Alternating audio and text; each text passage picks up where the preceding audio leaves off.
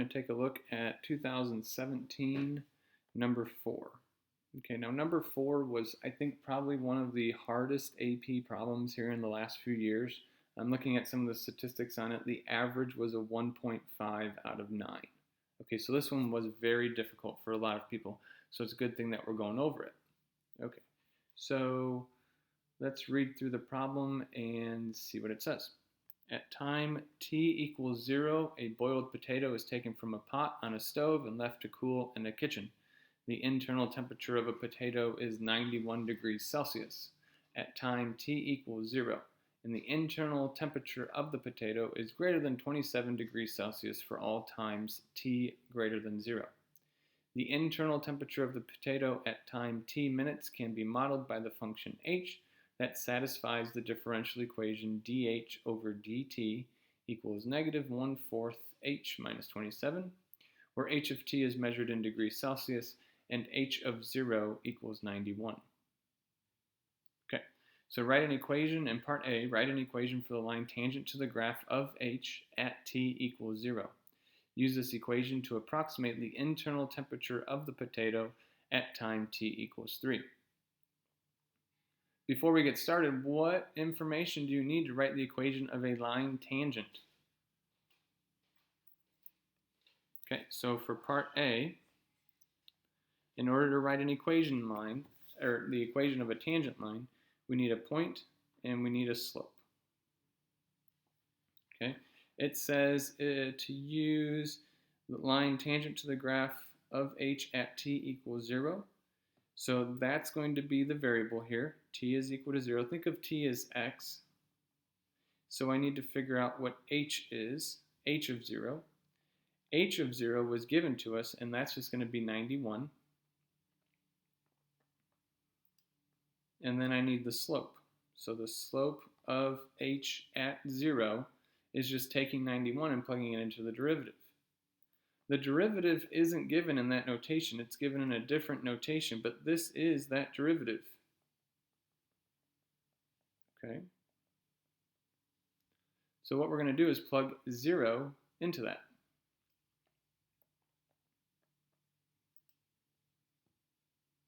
So negative 1/4. Let's see.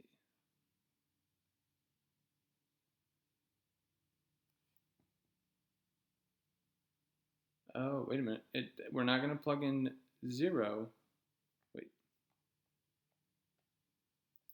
Notice how in this it says we're plugging in the value for h. So we're not plugging in t. This one's tricky. We're not plugging in t for equals 0. We're plugging in the h value of 0. And at h equals 0, that's 91. 91 minus 27. Okay. Okay, so let's figure this out. 91 minus 27, 64. So negative 1/4 of 64.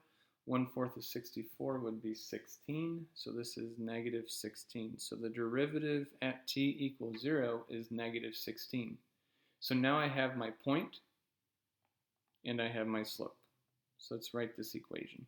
Y minus 91 equals negative 16 times x minus 0. The x is your t values, so using the variables in the problem, we would have h minus 91 equals negative 16 times t minus 0.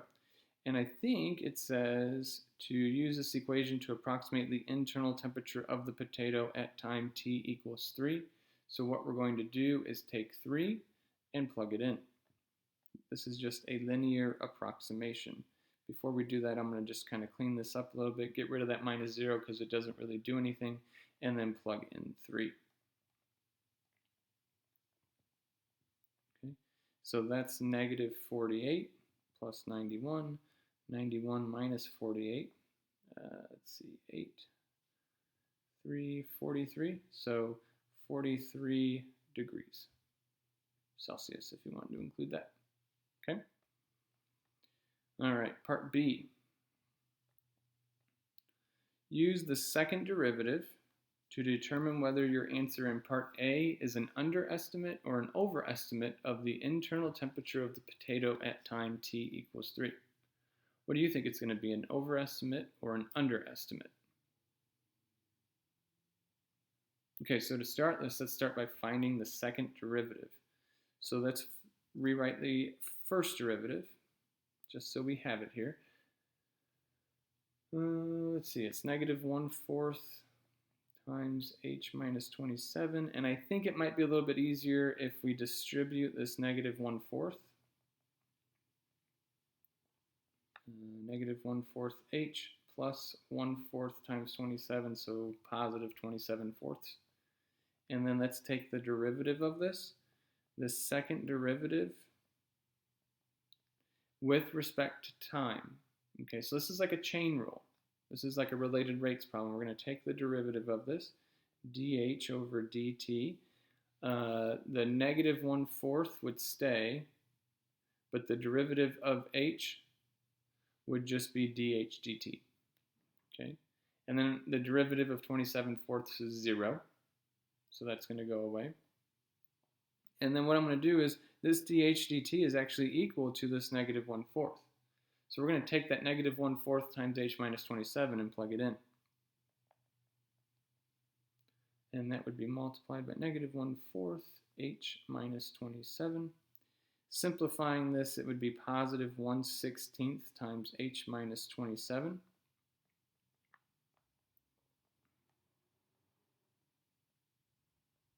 Okay. Is this derivative positive or negative? Is this second derivative positive or negative? And this is positive everywhere, right? We're not going to plug in any number smaller than 27. I think, does it tell us anything? Is greater than 27 degrees for all times t greater than 0. So we're not going to plug in anything smaller than 27. Because of that, this is already positive. This will always be positive. So this will always, always, always be positive. So the second derivative is greater than 0. If that second derivative is greater than 0, what does that mean? Well, that means it's concave up. Okay, so let's see. Let's kind of put this all together. Since the second derivative is greater than 0 for h greater than 27 for all t greater than 0. Again, that's being like extra formal. The function, we'll say h, is concave up. Therefore, if I'm concave up everywhere, will my tangent line be an overestimate or an underestimate? Remember what a tangent line is. It's going to get really close, but it'll never actually touch, right? Or it touches at just that one spot. So therefore, the tangent line is an underestimate.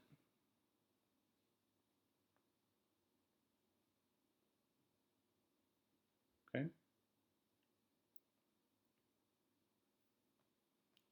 Okay, part C. Where's it at? Okay, so for t less than 10, an alternate model for this internal temperature of the potato at time t minutes is the function g that satisfies the differential equation dg over dt equal negative times g minus 27 raised to the 2/3, where g of t is measured in degrees Celsius, and g of 0 is 91. Find an expression for g of t. Based on this model, what is the internal temperature of the potato at time t equals 3? Okay, so let's take this equation. dg over dt negative g minus 27 raised to the 2/3. And let's start to think about how could I find an expression for g of t? Any ideas? Okay, so because this isn't a derivative and I'm trying to get back to the original function, I want to use a separation of variables. So what we're going to do is we're going to get all the g terms on one side, all the t terms on the other side. So I'm going to keep it as negative 1 dt, move the dt over. and I'm going to divide by this g minus 27 raised to the 2/3. Okay. To get rid of the dg and the dt, I'm going to take the integral on both sides. On this side, it's just negative 1t. On the other side, if you wanted to, you could do a u substitution with this. Let's kind of take this off to the side and talk about it. I could do a u substitution. I could let u equal g minus 27. So du would equal dg. And then this would just be a du. The g minus 27 is just u, and it may make it a little bit easier to work with. It's kind of up to you.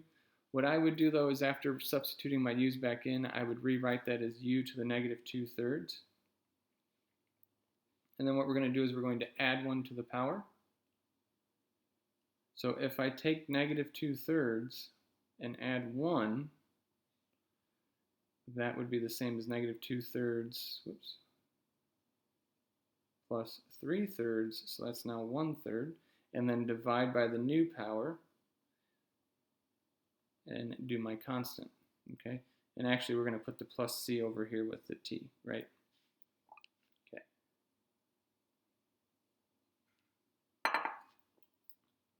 All right, so if I divide by 1/3, that's the same as multiplying by 3. Sorry. And then that, well, what we need to do is we need to put u back in.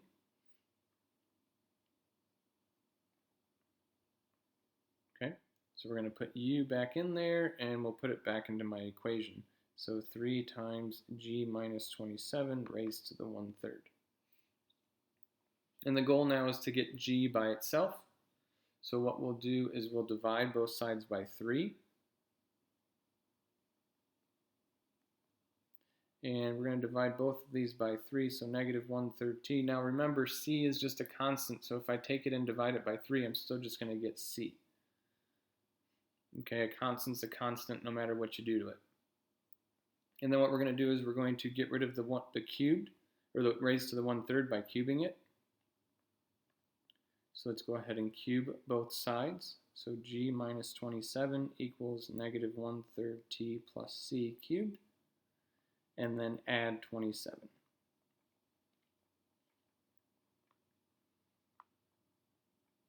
Okay.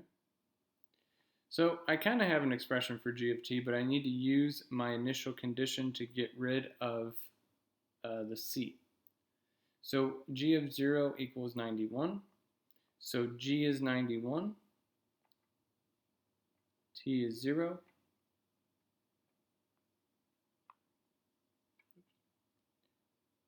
And I'll need to solve this for c.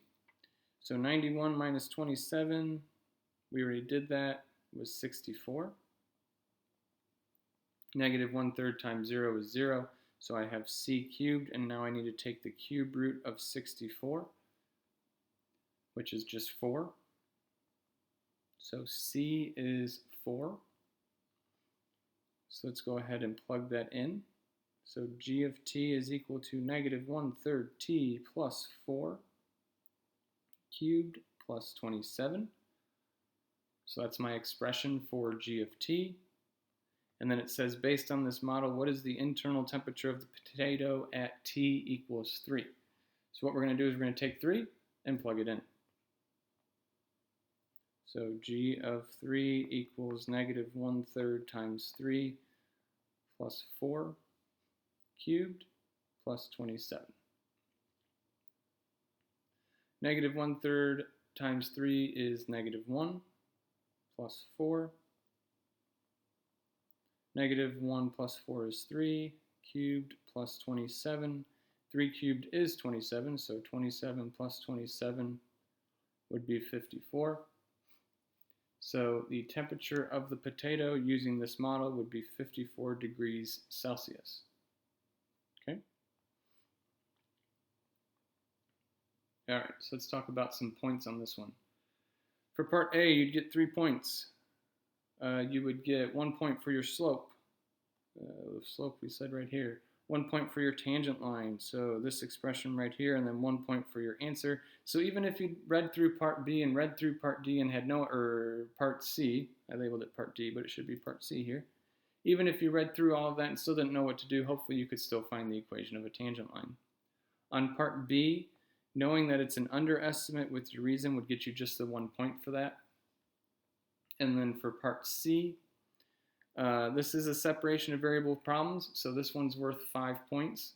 1 point for the separation of variables, 1 point for your antiderivatives, the antiderivatives on both sides, 1 point for the constant of integration and using the initial condition.